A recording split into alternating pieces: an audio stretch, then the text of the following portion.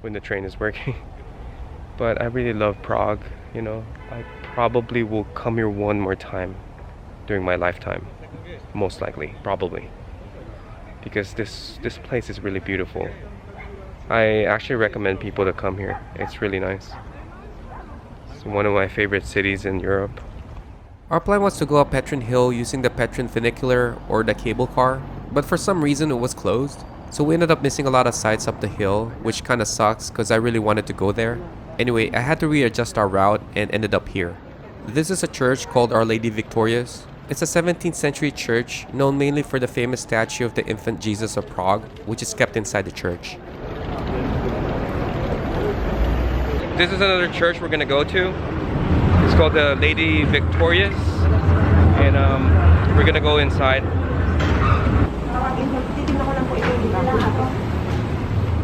So this looks like my battery is about to run out. Oh my goodness! Wow, they're all the same. They're like, look at that. The frames are like gold. Although this church was built in 1613, a previous church or chapel dedicated to the Holy Trinity, which is Protestant, was built here in 1584. During the Counter-Reformation or the Re-Catholicism of Prague, the church in 1624 became part of the Carmelites, which is a Roman Catholic religious order. But in 1784, the Carmelites was ordered to hand over the church to the Holy Emperor Joseph II. It was only in 1993, which is about 200 years, when the Carmelites returned and now governs and takes care of the church. It's like holy water. Interesting.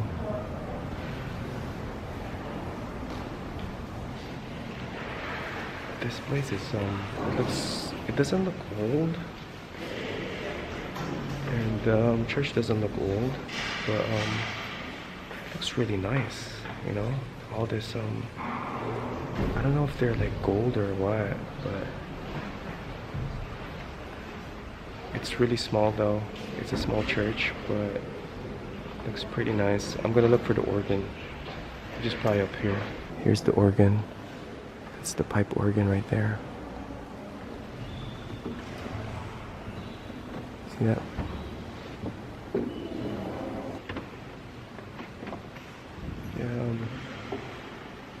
This church is like located right next to St. Nicholas Church, which is on that side.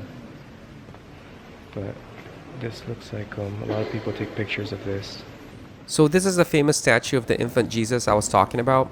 It's a 16th century wooden statue of the baby Jesus holding an orb and cross. It was donated here by Princess Paulina of Lobkowitz in 1628. It is said that during the 30 Years' War, the statue was thrown into a pile of trash, breaking off its hands, before it was discovered by a priest and claimed to have heard a voice saying, "Have pity on me, give me my hands and I will give you peace. The more you honor me, the more I will bless you." Well, because of that, the statue drew many people worldwide to honor the statue and in return claimed to have received blessings and miraculous healings. Since then, copies of the infant Jesus had been made and distributed all over the world. Incidentally, a similar statue, which is also famous and is a bit older, known as the Santo Niño, has the same features, expressions, and hand postures. Both statues are believed to have been originated from the same European source and are both worshipped in churches all around the world. I guess this is the main thing about this church is this. That's for sure bronze. That church is pretty nice. So after this, we're gonna go to this garden called Vrtba Garden, which is located that way. Okay, from here, that's the St. Nicholas Church, by the way.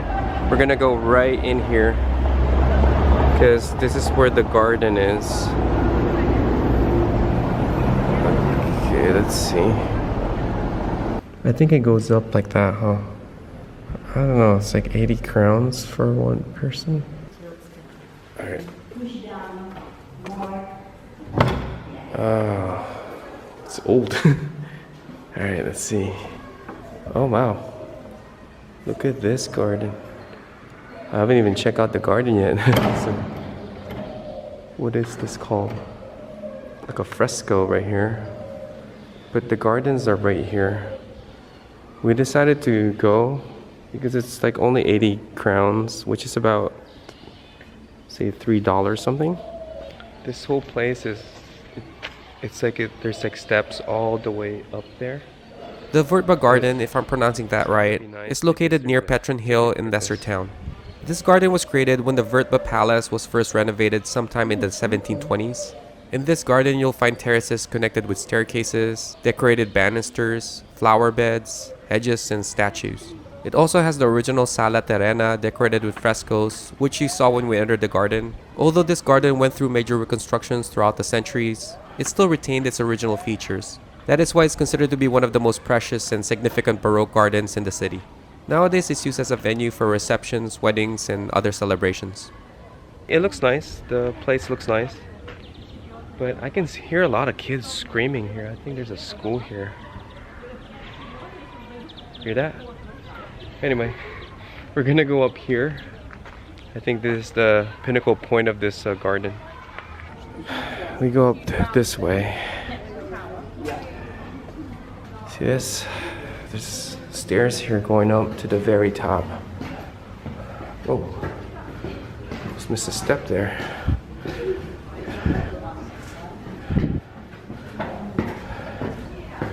Let's see. Okay. Oh God. Oh, it's like a little balcony here. Look at this. Oh, that's the Prague Castle. That's St. Nicholas Church. That's the lesser tower of Charles Bridge. And that's the greater tower, maybe, I don't know, of Charles Bridge. And then right here, see that? That's where the Old Town Square is. That's where our hotel is located. And this is the church that we just visited just a few minutes ago. It's nice. It's not as high as I was expecting, but I was thinking more of like a lot of gardens and stuff here. But all I see is this. That's where we came through. And this is the garden. That's it. And if you're wondering what we're standing on right now, it's pretty much this. It's like a little balcony with a bench right here. It's pretty small. And it's overlooking all of this. I have to say, in all honesty, I was expecting the garden to look more amazing than it is in person. I mean, don't get me wrong, it looks really nice, especially with this terrace overlooking the city of Prague. But I was expecting more flowers with a lot of vibrant colors. Well, that's just my opinion. Anyway, we ended up staying here and enjoyed this view for a bit before heading to our next landmark. So as we were walking towards the next place on our list, we came across this building. So I just found out that this is the Church of Our Lady beneath the chain. It's not part of our plan, but as I was walking, I saw it on my app. It says it's one of the oldest churches in the whole Czech Republic. So we're gonna go inside. That cross might be significant, right? It's more like a star. But there's like a burial ground here next to a cafe. Right there, it's a cafe. But this is the Church of Our Lady beneath the chains. It's kind of a weird name, but oh, I can see it already.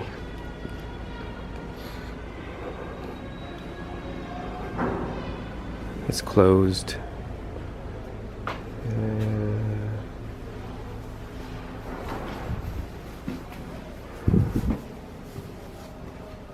This is what it looks like. It's closed. We can't go in.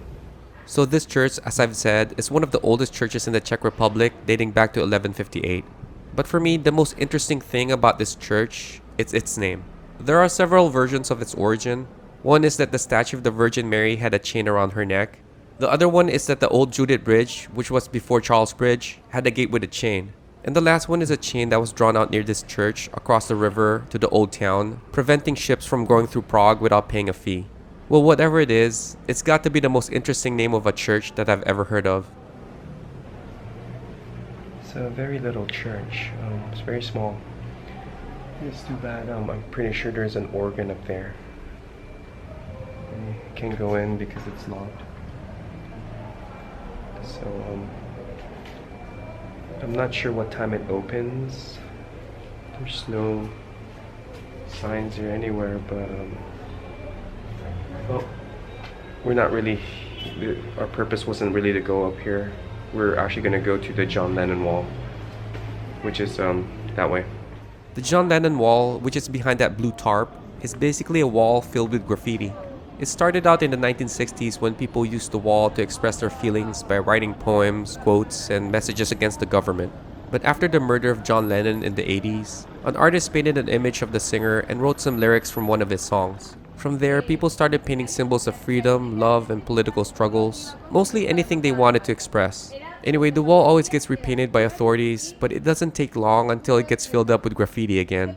Today, the wall is considered to be a medium for people to express or voice out opinions, ideas, love, peace, and hope. This is the John Lennon Wall. As you can see, it's covered. I guess they're like fixing it or something, or cleaning it. I'm not sure. Maybe they are cleaning it. There's a lot of people here. Look. It's a crazy amount of people. Even all the way down there, there's so many people. But I think there's a like a door here where we can go in. Let's see what's inside. Kind of see the wall here a little bit.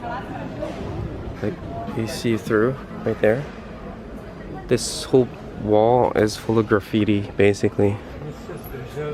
There's nothing behind it. So I'm pretty sure the whole wall looks like this. It's full of graffiti. It represents like I guess resistance or rebellion. I don't know, man. But if you go out, this is what the wall should have been. This whole thing is supposed to be full of graffiti. I mean, you can see the trees, and this lamp has graffiti. But yeah, this is called the John Lennon Wall. Look, I spotted a hole. Somebody made a hole. What the hell? There's nothing here. Look at that. Where's the graffiti? No way. I don't see it. Alright, there's no graffiti in there. There's nothing. I know, right? I know. It's supposed to be full of graffiti. There's no graffiti. So I guess the wall looks like this before. See this thing? It's that one right there.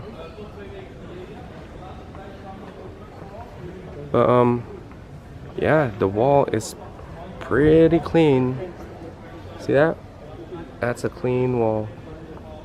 So they do change it. Says that the new phase is coming this November. I guess they're gonna put a whole bunch of graffiti there again. Okay, from here we're gonna go see a palace, just right on that end right there. It actually has graffiti on that wall too. It's like what do you call that? Oh, a turbine or something, right? It's kind of like a small bridge right here. All right, here. See, it's like a little bridge. There's a little lake over there in the middle. Yes. Looks like it ends there. But we're gonna go to the palace now. So this is called the Liechtenstien Palace. There's actually two Liechtenstien palaces here in Prague. This one is located here in Kampa Island. Built in 1698, this palace has gone through many owners throughout the centuries. At one point, it was used as a school, a municipal house, a government office, and a luxury apartments for important guests, such as King Juan Carlos of Spain, Queen Elizabeth II of England, King Harold V of Norway, and Emperor Akihito of Japan. Today, it has become a cultural monument, and it's still used for important state visits and events. So this is the Liechtensteinski Palace. We're not gonna go in there. I'm trying to hurry because this guy's playing music and I don't want music in my videos. But over there, we're gonna go over there just to see the Charles Bridge, a better view of it. This is a nice view of the Charles Bridge. That's the Charles Bridge right there. Pretty close to the water. Kind of want to go down there, but I'm kind of scared though. Look how dirty the water is. It's kind of dirty. I know. It smells okay. It doesn't smell bad, but it's pretty murky. This is the Vltava River, commonly known as the Czech National River. It's the longest river in the Czech Republic, and throughout its history, this river flooded multiple times, causing massive damage and death. But in regard to its water, I'm not really sure why it's this polluted. In fact, I've read that it's not even advisable to swim or drink this river. There's kind of like a dam right there. See, it's kind of overflowing. I just noticed that. That's actually the National Theater. That's what it looks like. Here, let me zoom into it. There it is. Oh, okay, that's the National Theater. We went there earlier in the morning and I talked a little bit about it, but I didn't realize that the rooftop looks really nice. It almost looks like the building is wearing a golden crown. I could be wrong, but I'm almost sure they designed it to look like that. But it's facing Charles Bridge. Charles Bridge. So just around the corner from this dock, we came to this park. This is the Kampa Park, which is located here in Kampa Island. Yes, I said island.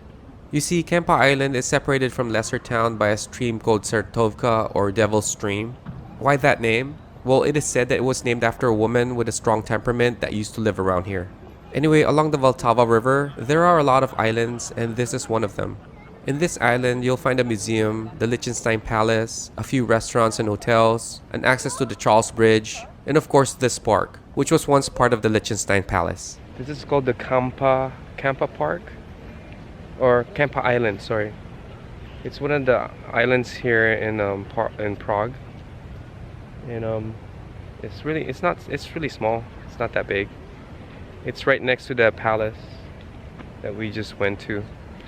But this is it. This is our last stop for today. And I guess what we're gonna do is we're just gonna go back to the city, or walk back to Charles Bridge, right? And then head back to town and probably look for a place to eat dinner. As we were leaving the park, I couldn't help but notice these sculptures. As you can see, the giant bronze sculptures are called babies. It's created by David Cherney, who also created the Sigmund Freud statue we saw earlier and the peeing statues we saw the day before. In 1994, he exhibited the first baby in Chicago and soon around the world. I'm not really sure what these sculptures mean, especially those faces that looks like barcodes, but after reading a little bit about the artist, I'm almost certain these sculptures are related to politics. This spot is nice. There's like little cafes on the sides here. We're actually walking towards the Charles Bridge right now, which is right there. That's Charles Bridge. At this point during our stay here in Prague, I've lost count on how many times we've been to this bridge, and I still can't get enough of it. We've seen this bridge in the morning, we've seen it in the afternoon, and we've seen it at night. Which, by the way, I recommend is the perfect time to come here. Well, early in the morning is good too, because you won't see a lot of people and vendors. But I don't know why I keep wanting to come back here. It's probably payback for not seeing this during my first visit here a few years ago, or it's simply because I just like this bridge. Anyway, after crossing Charles Bridge, looking for a place to have dinner, we ended up here. This restaurant is very popular here in Prague because it's known for serving homemade traditional Czech cuisine. So we ended up here.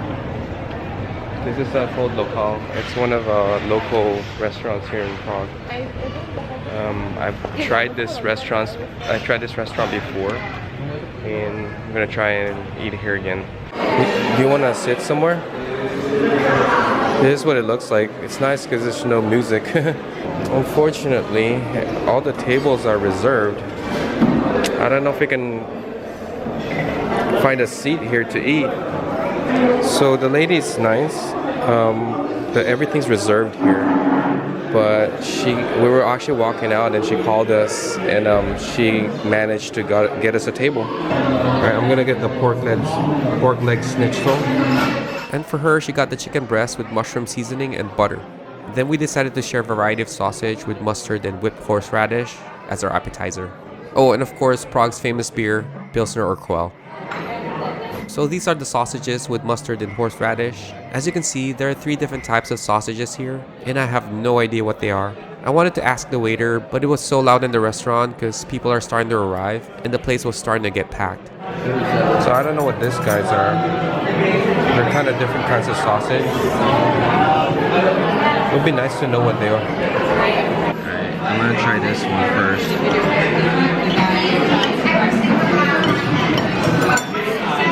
I'll do the mustard first.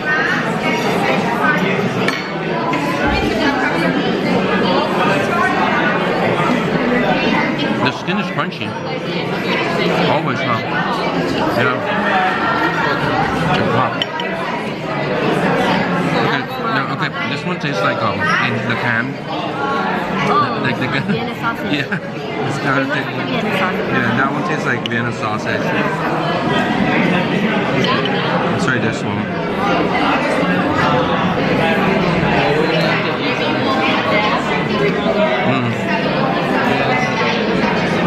This is weird. I can place this one. They're totally different tastes. I don't know. I can't taste that one. And then I'll get this one. This looks like a chorizo.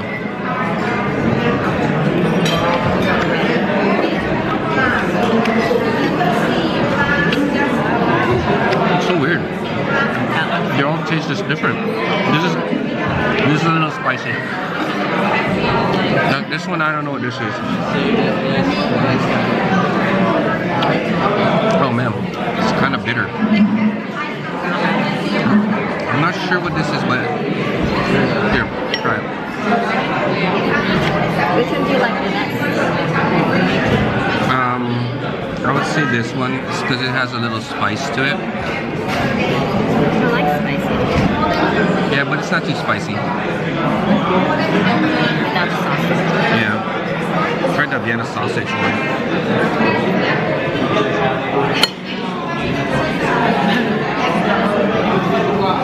Do you like the mustard? Try this one.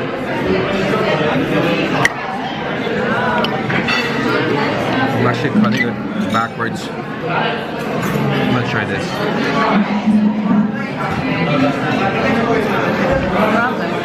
Yeah. But do you taste the difference? Which one do you like better? Yeah. Because it's more spicier. It has a little flavor to it. Pretty good. Maybe we can ask them what kind of sausages they like. No.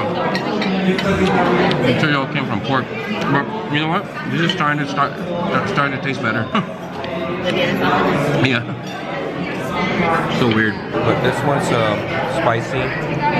This one's kind of meaty. The way it tastes like. This one kind of tastes like Vienna sausage. Yeah, it's kind of light. But I'm starting to like this one. Yeah, I'm starting to like this one too. This one, I don't know. Now this is a pork leg schnitzel I ordered. I decided to order this because I've had chicken schnitzel before, and I'm kind of curious to see how pork schnitzel tastes like. If you ask me, it looks like an uncut pork cutlet or a very thin fried chicken. Anyway, all it came with is a potato salad. This right here is the chicken breast with mushroom seasoning she ordered. You know, from the time we started our trip in Ireland and then coming here, she was really missing having rice. So when she ordered this and asked for rice, we were both shocked to find out that they actually have it. They even gave her 2 scoops of it too. Okay, let's see this. There's a lemon right here. It's 22.5, right?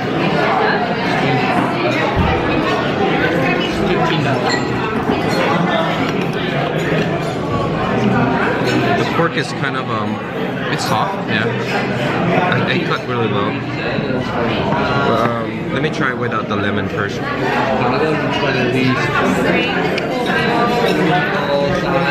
You know what? It definitely needs a sauce. It needs some kind of sauce. I know.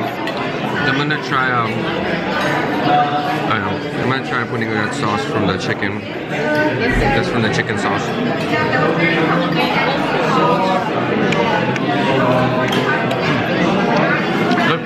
Your sauce are good here. Right.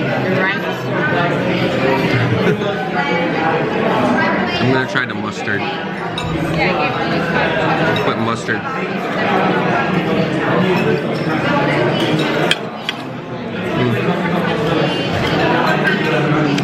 The pork is alright. It's definitely not the best pork dish I've ever had. It was a little on the dry side, and it seriously lacked flavor. Not like the pork leg or the pork ribs I've had here in Prague a few days ago. Now those dishes, I have to say, were really amazing. But this pork schnitzel though, is just begging for some flavor. I even tried it on mustard. I switch this around right here and see it better.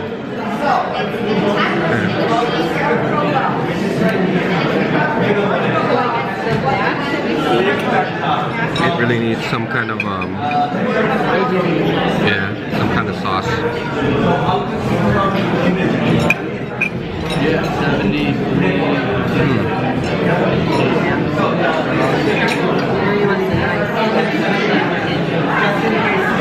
Oh no, I have potatoes. I guess it depends. Just a little bit. Just a little bit. It's a lot of rice. Alright, I'm gonna try this.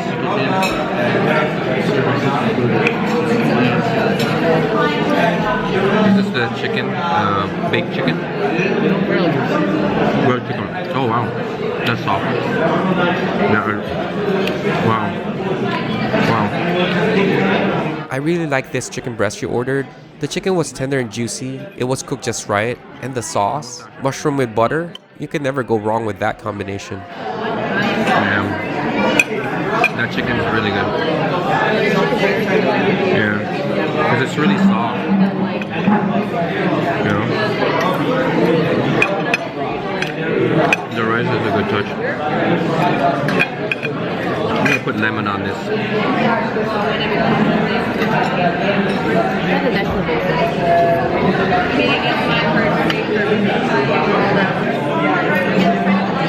I don't know what to say, even with the lemon, it still tastes the same. You know what I'm thinking? A nice thick gravy would turn this dish around for sure. This chicken breast right here, her chicken breast, really good. Really, really good. The sauce made it. So after we finish all this, we're probably gonna get another beer for her. I'm working on mine. After we finish the food, which is actually not bad, we're gonna go back to the what is that called? Yeah, we're gonna go back to the Old Town Square, just hang out, and I don't know if I eat something, I'll film it again. Well, I thought we were done eating until I saw this on the menu. We got the smoked herring, and we got another wine. It's Czech wine. Oh, it's Czech wine. And I'm gonna get another beer. I know I said smoked herring, but it's actually sauced herring with onions. Sauced herring is basically raw fish soaked in light vinegar or some kind of liquid used as a preservative. This dish originated in Netherlands during the Middle Ages, often served as a snack. They prepared the fish by removing its gills and innards, leaving just the liver and pancreas for flavor during the brining process, which takes about 5 days. Anyway, the dish is traditionally served plain like this, with only a few cuts of onions mixed with it. Alright, I'm gonna try the pickled herring first. So it's like, she makes me try everything first.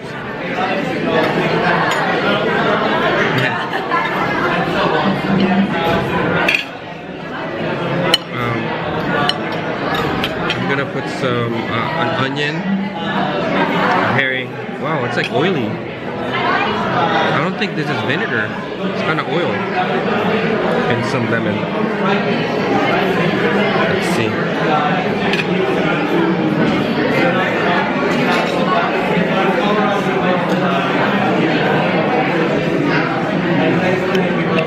Oh wow. Oh my god. Yeah. Kind of some sweetness. Oh. Now the aftertaste is hitting me. No, the fishy. The fish aftertaste. But this thing around it, your rice would be good in this. It's pretty good. I mean, I've had better. I was thinking about something else, the Scandinavian one. It was really. That one had like the skin, and it's all rolled up.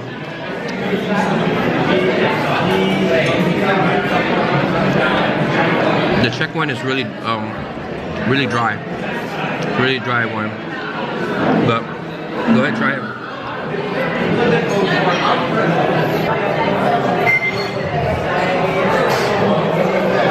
Good rice.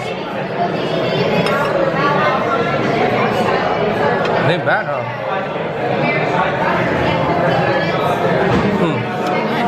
Yeah, it's good. It's really fresh.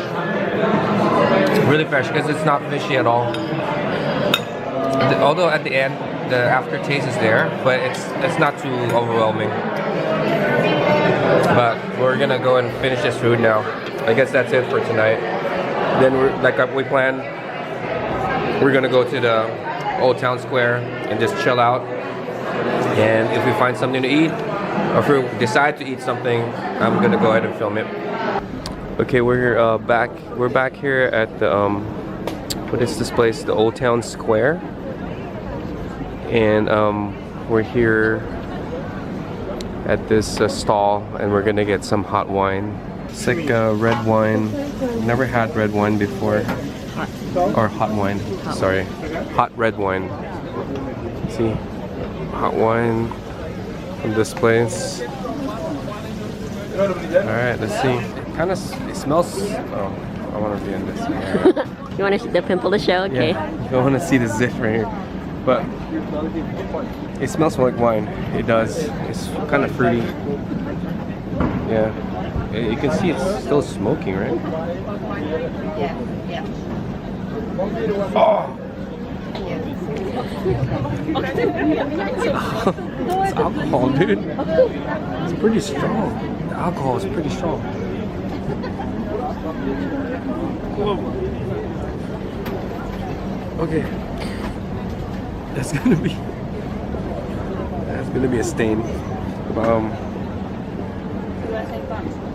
It's very different. I've never had okay, let's move here. I've never had like hot wine before. It's kind of like I'm thinking about what is that called? Sake? It's like hot sake. It's kind of the same thing, but it's wine. It's just weird. I guess it works on a cold day like this, or on a cold night like this. It works. It's just a little strong, but it's actually good. Wow, this is really hot here. But we're gonna get this. This is the one that our tour guide told us not to get because it's not really a Czech food. It's this. It's not really known where this originated, but you'll find food similar to this in many European countries like Hungary, Romania, Slovakia, and of course here in the Czech Republic, where it's very popular among the tourists. So because of that, we ignored what our tour guide said the other day and decided to try it. We're ordering the ice cream version of this because they have like Nutella or ice cream, and we're getting ice cream. Yo. Thank you so much. Oh god, I can't even see it. Not focused. Want to go table? Yeah, here, let me hold it. Oh, look at this. Alright. Oh, you don't want to go find a bench? Okay, we're gonna find a bench in the middle of the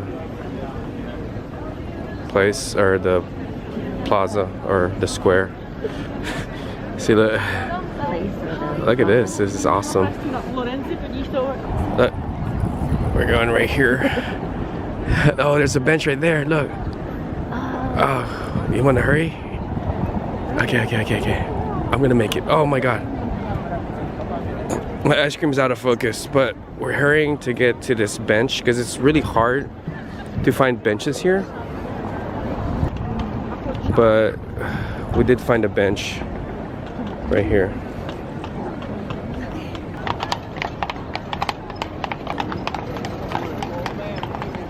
This is vanilla. Really good. I don't know if I can get to this part. I'm gonna try. I'm gonna try and get this part. Oh, that's a good bite. It's just like bread with sugar. It's not Like a churro? no, a churro is more crunchier. Like a donut? Yeah, it's more like doughy. No, it's not as crunchy. The outer layer it is, but it's alright. Yeah. I like the ice cream better, but this one, it's alright. Ooh, the ice cream's good. I know the ice cream's pretty good. It's a little messy to eat, but it's okay. I would need like I'll put this in a bowl and eat it, you know. So this hot wine and that combined,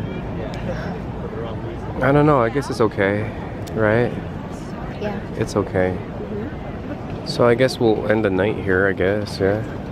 Right? We're just gonna hang out here and just end it. And then tomorrow is our last day here in Prague. This is the thing that they told us not to get because it's not from Prague. It's actually a Bulgarian or something that introduced us. But I can't complain about the ice cream.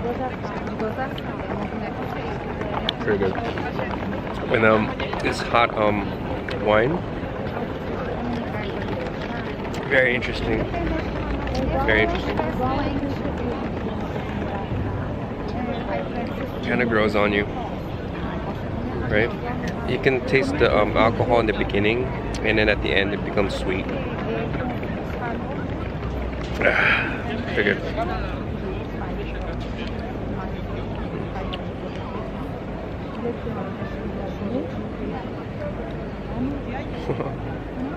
So far throughout our stay here, we've only explored the Old Town section of Prague, and despite spending 3 full days walking around Old Town, we still haven't seen everything in it. There's just too many landmarks and places to visit here in Old Town. You know, I wish we had more time, but we only had 1 day left here. So on the next video, being our last day here in Prague, we're going to explore the New Town section and see what kind of landmarks and things it has to offer.